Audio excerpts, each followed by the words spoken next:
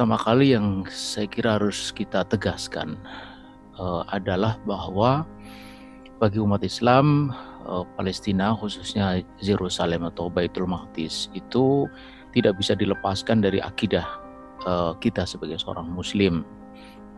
Mengapa? Karena yang pertama, di sanalah berdiri Masjidil Aqsa sebagai kiblat pertama kita sebelum Allah Subhanahu wa taala memerintahkan baginda Rasulullah SAW untuk menjadikan Masjidil Haram sebagai kiblat setelah Masjidil Aqsa.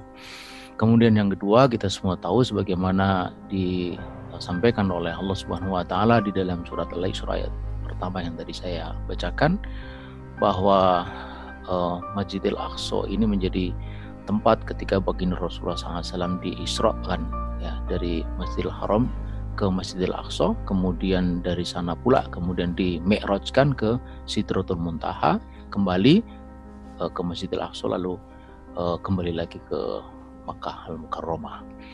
Dengan demikian, maka tempat itu memang tempat yang tidak bisa dipisahkan dari keyakinan kita sebagai seorang Muslim, karena peristiwa Isra Mi'raj itu adalah peristiwa yang mengokohkan keberadaan Muhammad ketika itu sebagai utusan Allah Subhanahu wa taala. Ketika itu memang orang yang bertambah yakin dengan peristiwa Isra dan Mi'raj, sementara mereka yang ragu-ragu seperti seolah-olah mendapatkan alasan untuk mereka menjadi semakin ragu dan bahkan kemudian ingkar kepada apa yang disampaikan oleh Rasulullah SAW, yaitu risalah Islam. Karena itu para ulama menyebut hari itu semacam Yaumul Furqan, hari pembeda, penegasan antara siapa yang beriman dan siapa yang ingkar kepada risalah Islam. Di situ pula sahabat Abu Bakar mendapatkan gelar As-Siddiq karena dialah yang mempercayai apa yang disampaikan oleh baginda Rasulullah SAW kepada umat Islam pada waktu itu. Dia tidak melihat lagi apa isi yang disampaikan, tetapi yang dia lihat adalah siapa yang menyampaikan. Ketika dia tahu yang menyampaikan adalah Rasulullah SAW, maka dia langsung percaya bahwa peristiwa Isra dan Mi'raj itu adalah peristiwa yang benar. Dan semua itu tidak lepas dari Masjidil Aqsa di Yerusalem atau di Baitul Maqdis.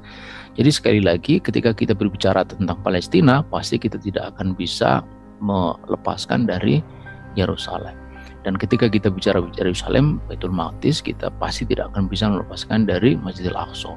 Dan ketika kita bicara Masjidil Aqsa, kita tidak akan bisa melepaskan diri dari peristiwa Isra dan Mi'raj. Dan ketika kita bicara Isra dan Mi'raj, kita tidak bisa melepaskan diri dari baginda Muhammad sebagai Rasulullah Sallallahu Alaihi Wasallam, dan tentu ini tidak bisa dilepaskan dari ketentuan Allah Subhanahu Wa Taala, kekuasaan Allah yang telah menetapkan risalah Islam sebagai risalah pamungkas yang disampaikan kepada kita melalui perantara Rasul terakhir Muhammad SAW.